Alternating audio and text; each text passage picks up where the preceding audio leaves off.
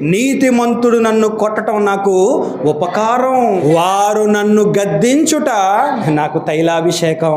ఒక నీతిమంతుడు నన్ను గద్దిస్తే అది నాకు తైలాభిషేకం, నాకు తైలాభిషేకం. మనల్ని ఎవరైనా గద్దిస్తే మనం అభిషేకం చేస్తాం. మనల్ని ఎవరైనా ప్రేమించి గద్దిస్తే తిరిగి మనం అభిషేకం చేస్తాం. ఆయనకి తిడుతూ అభిషేకం, నిందలేస్తూ అభిషేకం, చెడు ప్రచారాలు చేస్తూ అభిషేకం, మళ్ళీ జీవితంలో మన జోలికి రానకుండా ఆపేస్తాం అంతే వాడిని.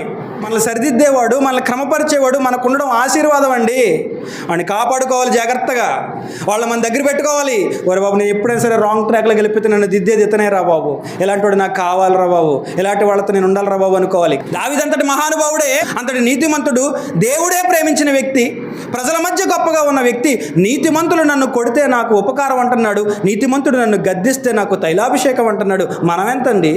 దావీదు గారితో పోల్చుకుంటే మనం ఎంతండి? మన భక్తి ఎంత, మన విశ్వాసం ఎంత, మన నీతి ఎంత, మన పరిశుద్ధత ఎంత? మనకు మాత్రం ఎవరు ఏం చెప్పకూడదు, మనకెవరు మన లోపాలు చూపించకూడదు, మనల్ని ఎవరు కరెక్షన్ చేసే ప్రయత్నం చేయకూడదు. చేస్తే వెంటనే ప్రతిదాడి.